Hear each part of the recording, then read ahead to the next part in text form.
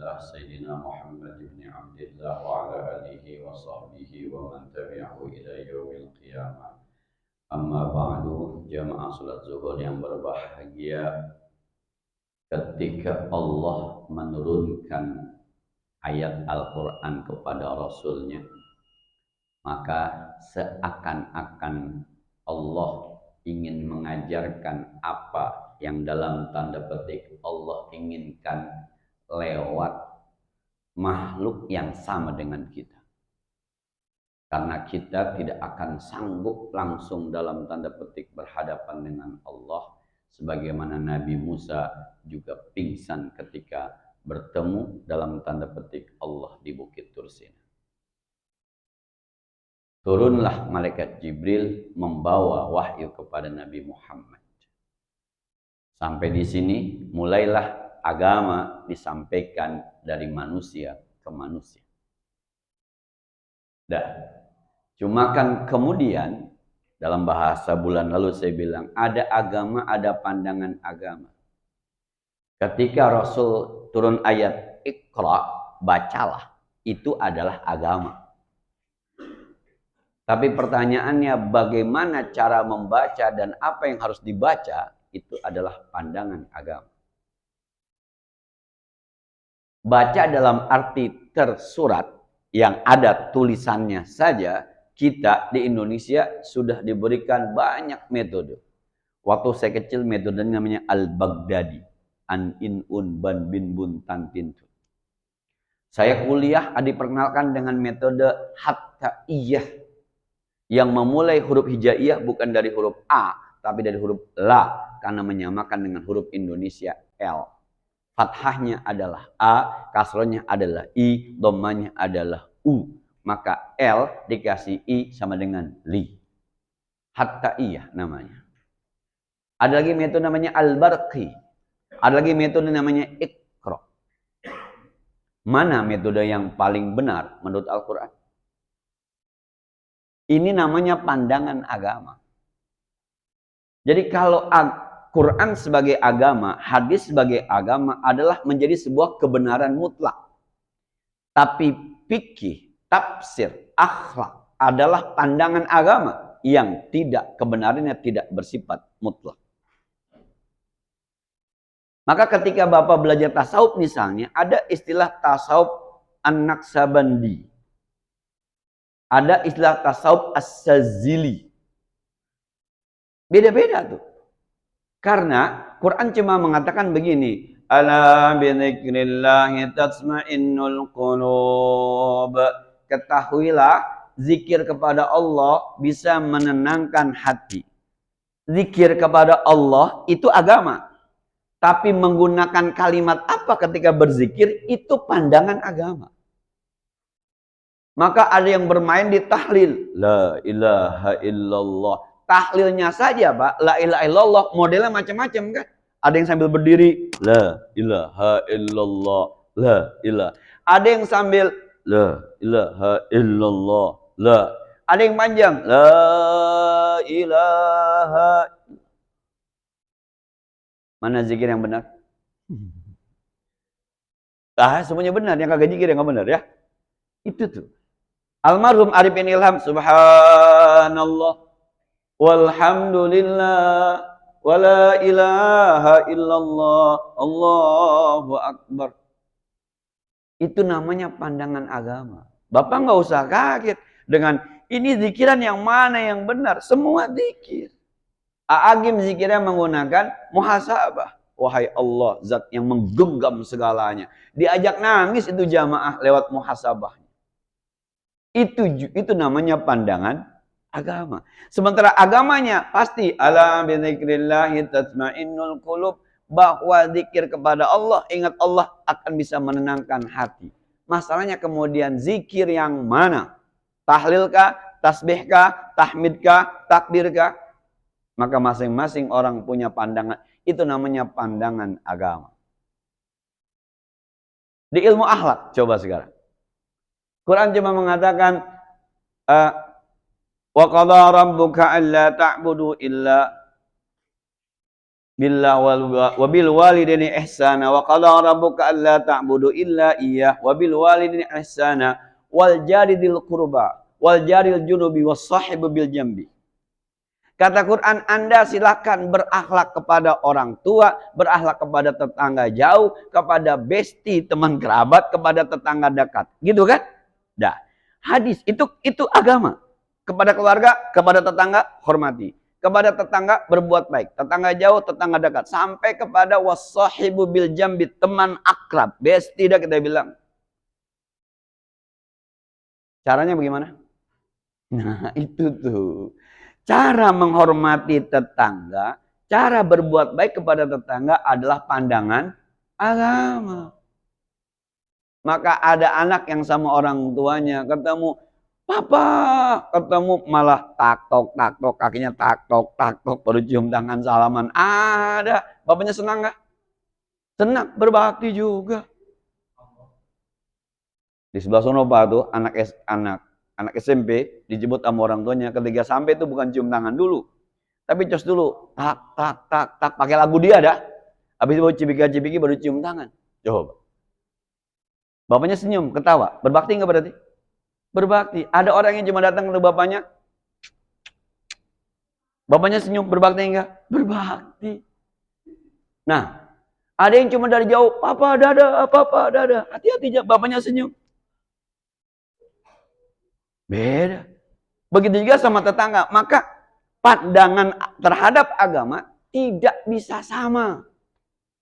Maka jangan disamakan. Dan kita jangan berharap bisa sama. Nabi memperkuat, man kana yu'minu billahi wal yawmil akhir falyukrim jarahu.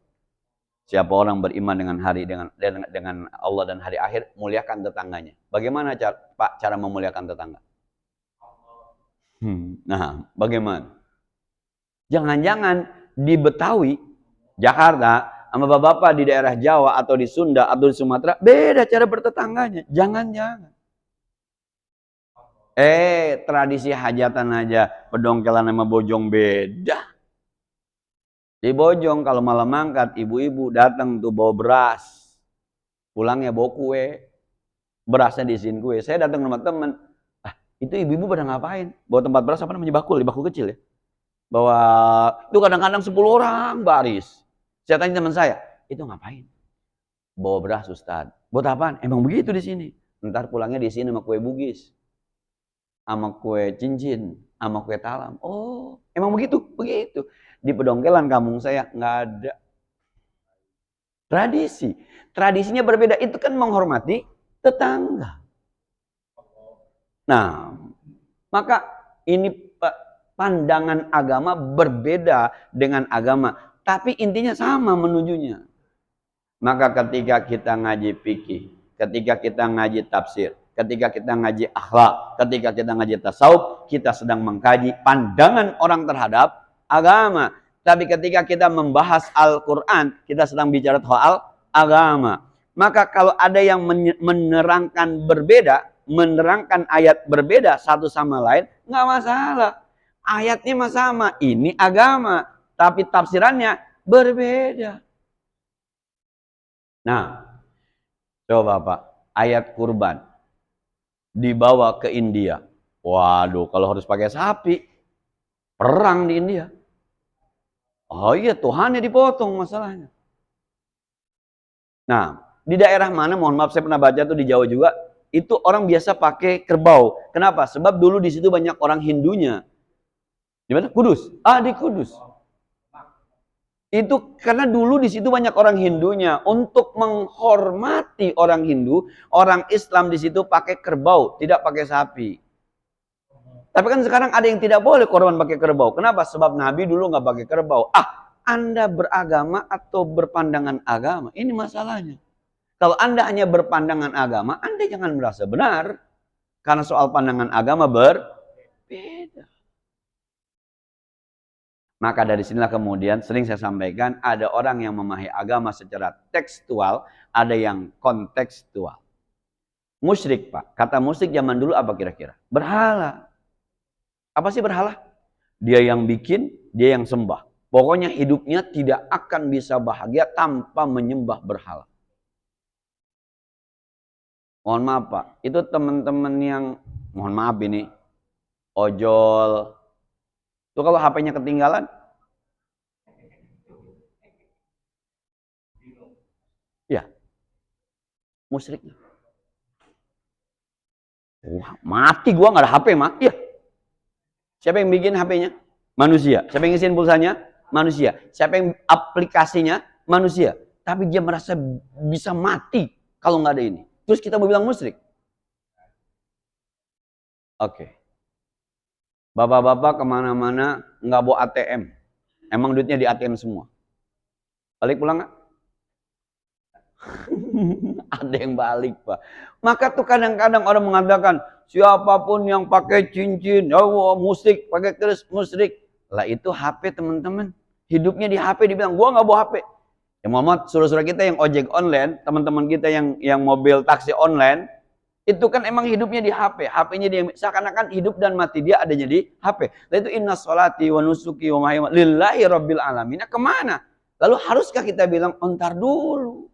Itu pandangan agama Anda bahaya. Nah, ini pandangan agama dengan agama jauh berbeda. Hati-hati. Wal asri, demi masa, itu agama, Pak. Tapi menyia-nyiakan masa, yang termasuk menyia-nyiakan masa, itu pandangan agama. Kata Gus Baha, kalau belajar usul fikih, ada orang yang tertidur sampai tidak sholat tahajud, kalau pakai fikih ibadah itu orang tidak kurang ibadahnya. Tapi kalau dibalikin, gara-gara dia tidur, akhirnya dia tidak maksiat. Gara-gara tidur, akhirnya dia tidak riak. Kan berimbang kan?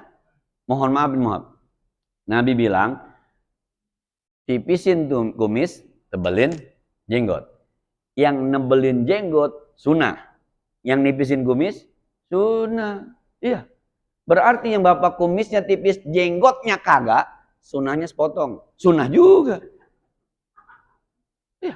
Yang jenggotnya tebal, kumisnya tebal, sunnah juga jenggotnya. Syukur-syukur bisa sempurna dua-duanya. Sekali lagi dia, itu pandangan agama. Sekali lagi. Jadi kalau di sini ada guru tafsir, kok beda ya sama guru saya yang di rumah? Oh iya. Sebab di tafsirnya, misalnya tafsir Jalalain, di rumah tafsirnya tafsir Khazin, di pesantren tafsirnya tafsir Ibnu Katsir, di sana Al-Maraghi. Lah beda orang, beda pendapat. Itu namanya pandangan. Kita boleh berbeda selama perbedaan itu masih bisa dimaklumi. Kecuali yang sudah tidak bisa dimaklumi. Mana contohnya? Fankihu ma tabalakum minan nisa'i masna wa thulatha wa ruba. Nikahlah perempuan 9. Udah nggak bisa dimaklumi itu. Kenapa 9? Coba nikahi perempuan masna 2, waruba ditambah 4, wasulasa ditambah 3 ditambah 4, maka kita boleh punya istri 9. Itu ngaco. Walaupun itu pandangan agama. Kenapa ngaco? Rasul dulu ketika ke Madinah, ada orang Madinah punya bini 8. Kata Rasul, mohon maaf bang, kalau abang masuk Islam, ceraikan 4, pertahankan 4. 8 suruh ceraikan 4, pertahankan 4. Maka ayat itu terjemahnya bukan plus 1 atau 2 atau 3 atau 4. Cuma kalau mau aman 1 saja. Kan ujung itu, wa in khiftum alla ta'dilu fawahidatan. Kalau kamu takut nggak bisa adil, aman supaya tidak ada krisis Rusia sama Ukraina, 1 saja. Nah, itu. Jadi ada agama. Puasa Ramadan itu agama, Pak. Tapi mengisi puasa Ramadan itu pandangan agama. Baca Quran, sholawat, sedekah. Baca Quran, suruh apa? Sedekah, apa ini apa sedekahkan? Itikaf, masjid mana? Itu pandangan agama. Zakat itu agama. Kepada siapa zakatnya? Agama. Kriteria miskinnya Pak, itu pandangan agama. Nah, apalagi Pak? Azan, syariat, itu agama. Tapi lagu azan beda-beda, itu pandangan agama. Ini ajan Mesir nih, ini ajan Saudi nih, ini ajan ABC nih. Pokoknya ajan ABC paling cepet aja. Nah, kira-kira gitu. Nah, jadi sekali lagi nih, maka kalau ada orang memahami agama dalam tanda petik tekstual, wah itu repot juga Pak kita. Tekstual itu begini misalnya. Rasul kalau buka puasa pakai korma 3. Habis itu minum air zam-zam, langsung sholat. Maka yang memahami secara tekstual itu nyetok korma di rumah. Karena Rasul bukanya pakai korma sama zam-zam. Beli zam-zam di Tanah Abang, 500.000, 5 liter. Pengen kayak Rasul.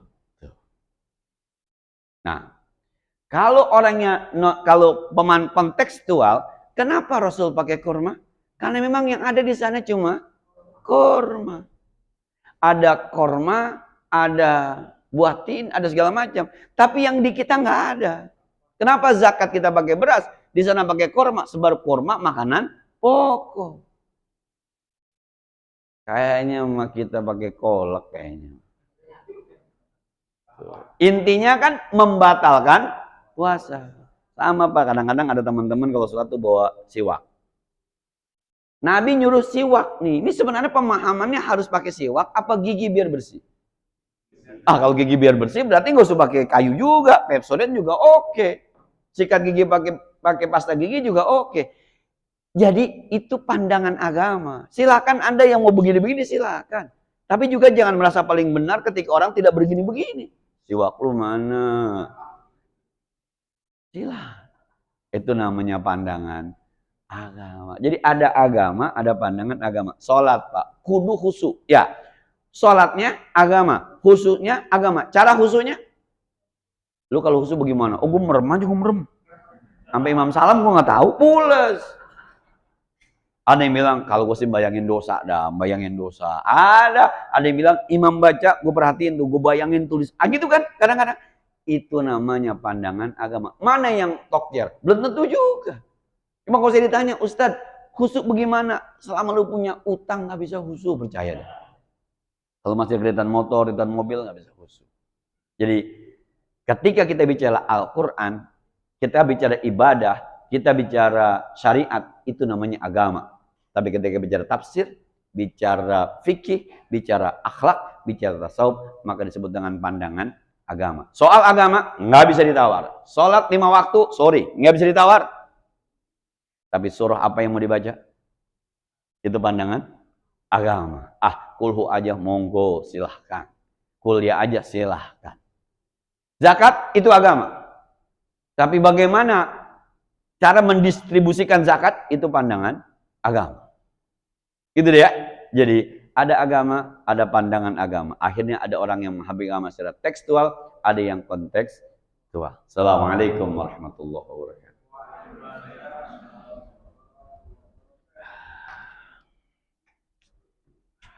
Maaf, banjir enggak? Alhamdulillah.